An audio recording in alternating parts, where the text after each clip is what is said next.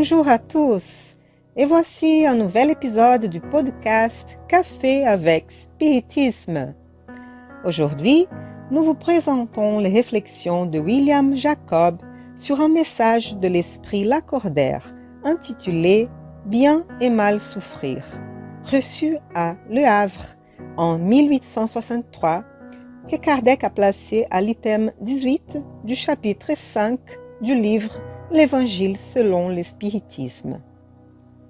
Le bienfaiteur a dit: quand Christ a dit « Bienheureux les affligés, le royaume des cieux est à eux », il n'entendait pas ceux qui souffrent en général, car tous ceux qui sont ici-bas souffrent, qu'ils soient sur les trônes ou sur la paille. Mais, hélas, peu souffrent bien. Peu comprennent que ce sont les épreuves bien endurées qui seules peuvent les conduire au royaume de Dieu. Le découragement est une faute. Dieu vous refuse des consolations parce que vous manquez de courage. La prière est un soutien pour l'âme, mais elle ne suffit pas. Il faut qu'elle soit appuyée sur une foi vive en la bonté de Dieu. Il vous a souvent été dit qu'il n'envoyait pas un lourd fardeau sur des épaules faibles. Mais le fardeau est proportionné aux forces.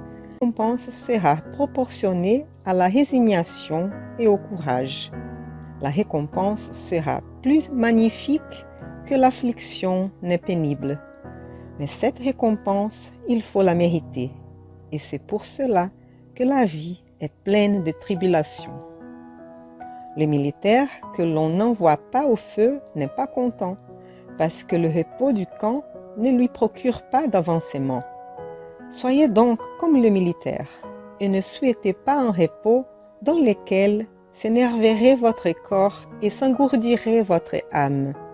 Soyez satisfaits quand Dieu vous envoie la lutte. Cette lutte, ce n'est pas le feu de la bataille, mais les amertumes de la vie, où il faut quelquefois plus de courage que dans un combat sanglant, car tel qui restera ferme devant l'ennemi fléchira sous l'étreinte d'une peine morale. L'homme n'a point de récompense pour cette sorte de courage, mais Dieu lui réserve des couronnes et une place glorieuse. Quand il vous arrive un sujet de peine ou de contrariété, tâchez de prendre le dessus. Et quand vous serez parvenu à maîtriser les élans de l'impatience, de la colère ou du désespoir, dites-vous avec une juste satisfaction: j'ai été le plus fort. Bienheureux les affligés peut donc se traduire ainsi: bienheureux ceux qui ont l'occasion de prouver leur foi, leur fermeté, leur persévérance et leur soumission à la volonté de Dieu, car ils auront au centuple la joie qui leur manque sur la terre, et après le labeur viendra le repos. Les amis, ce message de l'esprit Lacordaire vient nous encourager à nous résigner face aux afflictions. Il nous rappelle que nous souffrons tous dans ce monde, certains plus, d'autres moins, mais personne ne peut se dire exempt des tribulations que l'incarnation dans un monde d'épreuves et d'expiation réserve à ceux qui y habitent.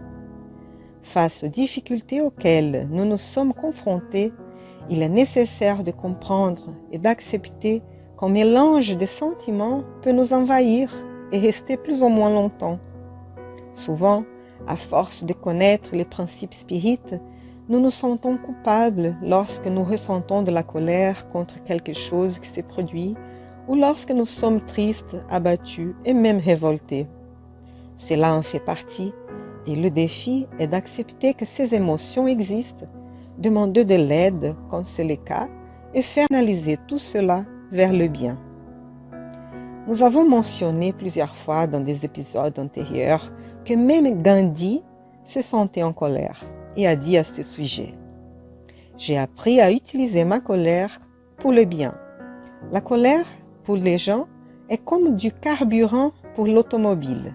Cela nous donne l'énergie nécessaire pour aller de l'avant et arriver à un meilleur endroit. Sans cela, nous n'aurions aucune motivation pour relever les défis. La colère est une énergie qui nous pousse à définir ce qui est juste et ce qui ne l'est pas. Que nous sachions bien utiliser la colère et tout ce que nous ressentons pour quelque chose qui pourrait apporter des bénéfices à nous ou à la société. Nous rappelons que la loi qui doit guider nos actions est la loi de justice, amour et charité que Jésus nous a enseigné à travers d'innombrables exemples.